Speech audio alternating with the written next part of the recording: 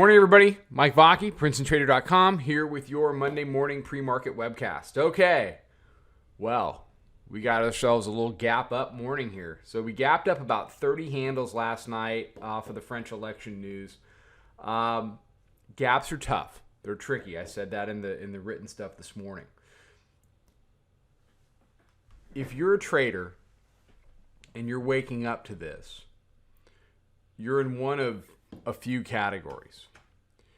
You either were long because you got long Friday, or you held, and you're having a fantastic morning. What I would do if I were you is take a lot of profits and roll your stops up. Okay.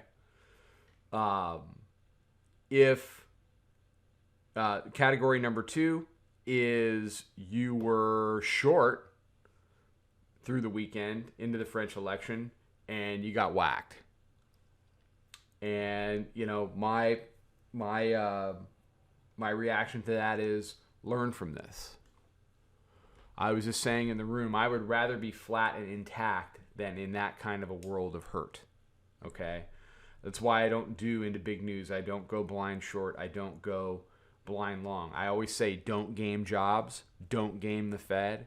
Don't game gigantic news events, especially ones that happen over the weekend where you truly can't control what's going on. I mean, we were either going to gap up or gap down. And, you know, you bet on red or bet on black. But if you're wrong, then, you know, your week, your month, potentially your year takes a turn that you didn't really want it to take. Category number three is actually the most dangerous. It's everybody that was flat. I'm in there, and I'm in there too. I was flat this weekend. I didn't do anything. And you wake up and your natural instinct is, why wasn't I long? Look at all those handles I missed out on. No, that's not the way it works. Traders, the number one demon for traders, the number one demon for traders today is FOMO. Fear of missing out or having missed out or whatever. Let me be the first to tell you. We have already missed out. It's over. It was over at 6 p.m. last night when it hopped up. It's done. The gap is done. This whole band of price that's already traded through there. All we can control is what happens from here. So get your eyes out of the rearview mirror and start looking at the road in front of you and trade what you see like any other day. It's just like any other day, okay? This isn't a speech I've had to give in a long time because we haven't had any big old massive opportunity missing Sunday gaps in a while, okay? So what did I do? I always fade it once. So I faded it once last night against 73. I got a couple of handles. I got stopped out while I was sleeping, and now I'm still, I'm flat. So I made a little bit coming back the other way. I'm not long. So the key areas are this. Here's the hourly chart.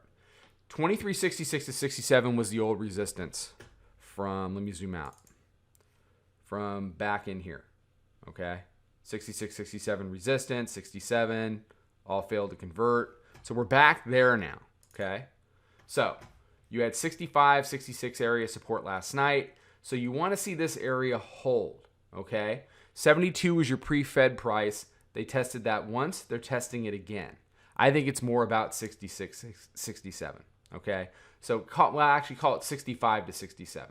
I want to see how that reacts as a dip in the regular session and how price, I want to see how price reacts to that. I think above 65 to 67, I think you want to be long. We're certainly above the daily midband now, so our baseline is we're dip buyers, okay? And are we pulling back into a dip that's worth a buy? Well, we're going to see. We still have about a half an hour until we open. If you start to see 65 to 67 become a consistent lower high, and you start to see a push below areas like VWAP, below the hourly midband, if you see the 5-minute midband, which has been a nice gauge in the overnight session about who's in control of the tape, we've been below it now for a little bit. If you start to see that turn, well, then maybe we're going to, start to fill in a little bit of this gap, okay? And over the course of the week, if we do fill the gap, a natural area to aim for would be the new weekly pivot down at 42.63. if the bears can't get that done, then you look to the upside and what you see is 2401. And I don't think there's really much in between. We either fill the gap over the course of the week or we go do all-time highs. And it's not about what happened last night. It's about what's going to happen today going forward. So eyes out of the rearview mirror, eyes on the road. Okay? The next 5 or 10 handles in front of you have to be where your focus is. Not on what happened either Sunday night or what happened when you were sleeping or what you did or didn't do on Friday. All right. Everybody have a fantastic day. I'll see you for the midday update. Follow us over on Twitter, Instagram, and Snapchat at Princetontrader. Check us out on Facebook and join us for a free trial at www.princetontrader.com. Trade 'em well.